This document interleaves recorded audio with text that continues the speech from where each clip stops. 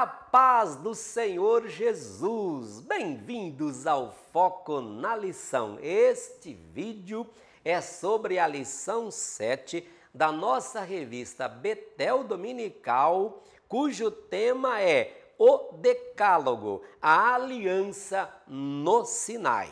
E quem retorna aos estúdios do Foco na Lição para gravar mais esta aula é o comentarista da revista, Pastor César Rosa. Meu amigo, seja muito bem-vindo para mais uma brilhante participação. A paz do Senhor, nação Madureira. Estamos aqui mais uma vez no Foco da Lição da Betel Dominical para estudarmos a lição de número 7, que traz como título o Decálogo, a aliança do Sinai. Queridos, essa expressão decálogo, todos conhecem que faz alusão aos 10 mandamentos. 10 mandamentos que Deus deu para o povo, quando o povo saiu do Egito. Deus agora estava numa etapa de trazer ensinamentos ao povo, de educar um povo que durante 430 anos estava num lugar politeísta, não tinha uma formação religiosa, por assim dizer, e agora, em pleno deserto, Deus dá de presente ao povo uma lei que traz em seu bojo os 10 mandamentos. Então, nós precisamos entender qual a importância desses 10 mandamentos. E quando se fala de mandamentos, uma pergunta que se surge é: isso é para a nação de Israel, é para a igreja? Eu quero dizer para vocês que os 10 mandamentos é universal. E o que ele traz para nós é um ensino muito grande, porque os 10 mandamentos eles nos mostram uma conduta que nós precisamos ter diante de Deus. Quando Deus estabelece isso para o povo, Deus queria que o povo entendesse o verdadeiro sentido de toda essa lei que ele dera ao povo naquele deserto. E logo no primeiro mandamento, o que Deus estabelece para o povo é algo que nós precisamos resgatar, que é: não terás outros deuses além de mim. Não é à toa que Deus estabelece isso como primeiro, sabe por quê? Porque o povo precisava entender que só existia um Deus. Principalmente naquela época onde tinha Deus para tudo. Deus que era responsável pela lavoura, Deus que era responsável pela fertilidade, Deus que era responsável, como eles aprenderam no Egito, o Deus que protegia o Nilo, o Deus que protegia das pragas. Deus queria que o povo soubesse que só existe um Deus. E isto serve para nós nos dias atuais, queridos. O nosso Deus, não existe outro Deus além do nosso Deus. Este é o verdadeiro Deus. E Deus não quer que nós tenhamos nenhum outro. Nada pode tomar esse lugar de Deus nas nossas vidas. Uma outra questão que Deus coloca para nós, querido, é a questão que nós não podemos adorar a nada que não seja o Senhor nosso Deus. Nós precisamos, só Ele é digno de toda a adoração. Nós precisamos entender isso na nossa vida, o Deus que precisa ser adorado. E Isaías vai até dizer: esse é o Deus, esse é o povo que eu formei para que me desse louvor. Só que essa questão da adoração tem a ver com reverência, tem a ver com tomar o nome do Senhor em vão. Uma das coisas que eu admiro muito é o respeito pelo qual os judeus têm por esse nome, o nome de Deus.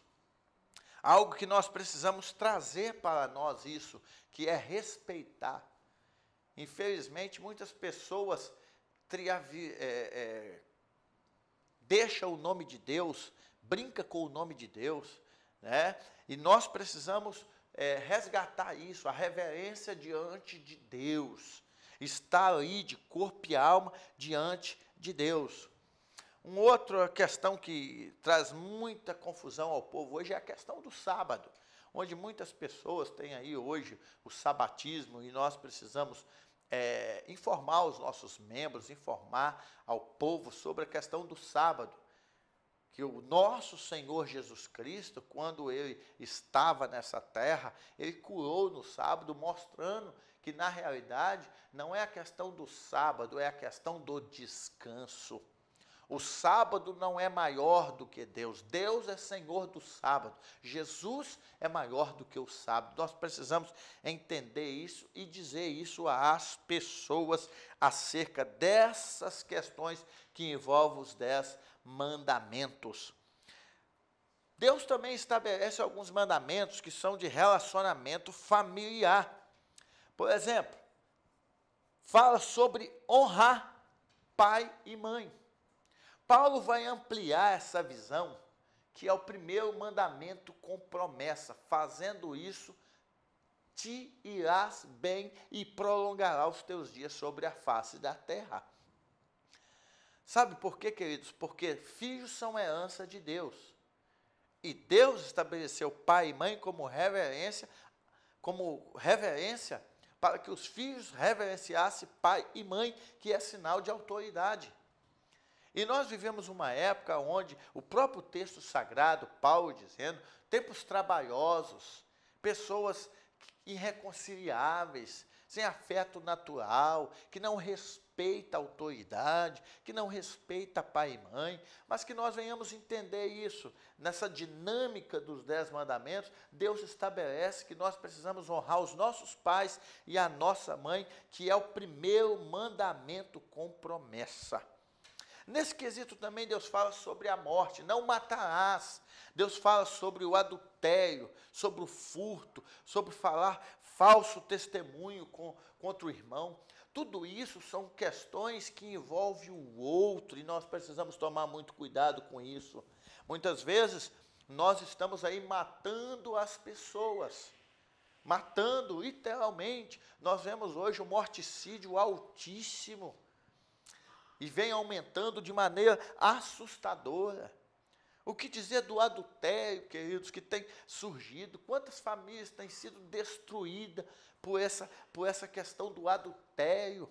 E Salomão pode até dizer, eu quero aqui reiterar o que ele disse quando ele fala que o que adultera com a mulher é porque naquele momento está lhe faltando o juízo e a vergonha jamais vai afastar da sua casa. Quantos prejuízos o adultério está trazendo para a família brasileira? Quantos prejuízos, quantos casamentos acabam, quantos filhos passando por problemas seríssimos, tudo porque as pessoas estão esquecendo dos mandamentos de Deus. O que dizer do furto? Não furtarás. O próprio apóstolo Paulo, quando vai dar as instruções à igreja, ele fala que quem furtava não furte mais, porque o evangelho traz transformação. Vivemos uma época onde o nosso país está atravessando aí essa crise, uma crise sem precedente, uma crise de integridade, uma crise ética, onde as pessoas só vivem pelo o desvio de verbas públicas, de dinheiro, mas é nesse ambiente conturbado é que nós, a igreja, que funciona como a coluna e baluarte, como verdade, nós é que precisamos ecoar a voz e trazer à memória os 10 mandamentos. Não furtarás, outra coisa, não dirás falso testemunho contra o teu próximo. Às vezes nós estamos aí falando mal de um, falando mal de outro. Meu querido, Deus não nos chamou para amaldiçoar, Deus não nos chamou para falar mal, Deus nos chamou para abençoar. E se for as autoridades, Deus nos chamou para orar por elas. Tanto é que o texto vai dizer que isso é bom diante de Deus, que se ofereça orações e jejum para as autoridades, para que tenhamos uma vida quieta e sossegada.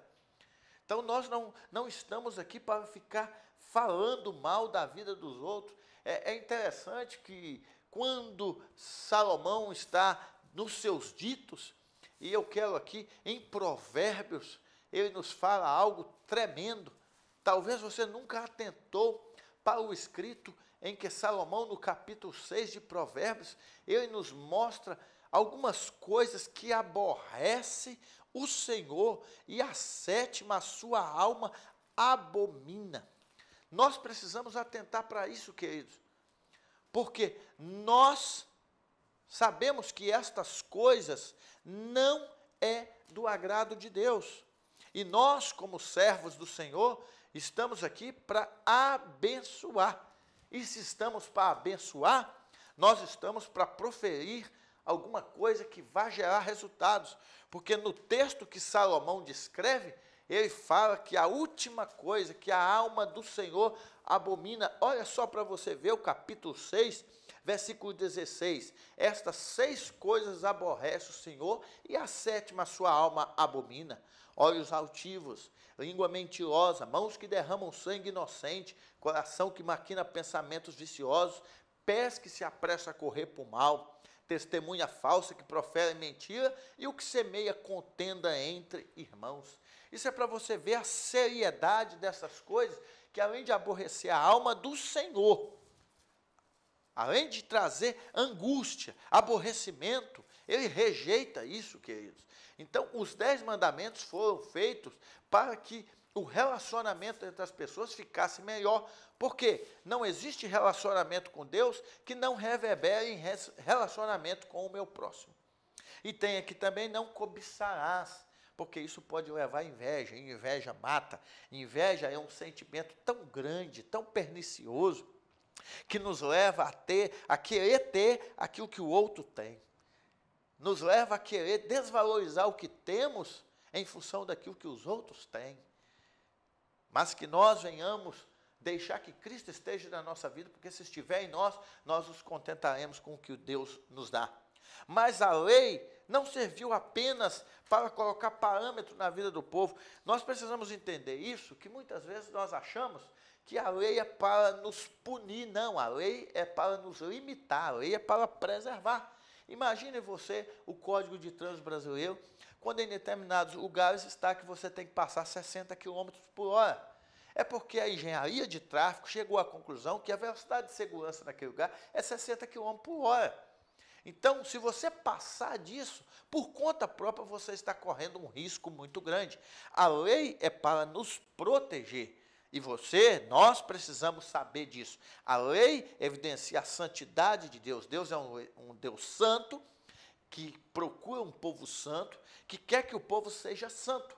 E essa questão da santidade não é somente algo do Antigo Testamento. No Novo Testamento, Paulo reitera esse pedido ao dizer que esta é a vontade de Deus, a nossa santificação. E ainda, o escritor aos Hebreus ainda diz que sem a santificação, ninguém verá a Deus. Agora, nós precisamos também entender que Jesus é maior do que a lei. E ele veio dizendo, eu não vim abrogar a lei, eu não vim tirar a lei, eu vim ser o cumpridor da lei. Então, que você possa pensar nisso.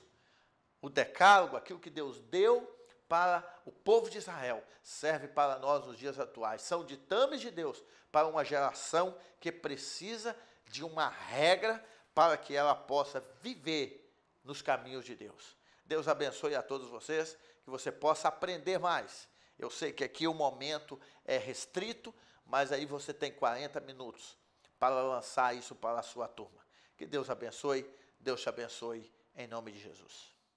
Muito obrigado, companheiro. Muito obrigado mesmo. Mais uma vez o Senhor abrilhantou o nosso trabalho frente à EBD com mais esta belíssima aula.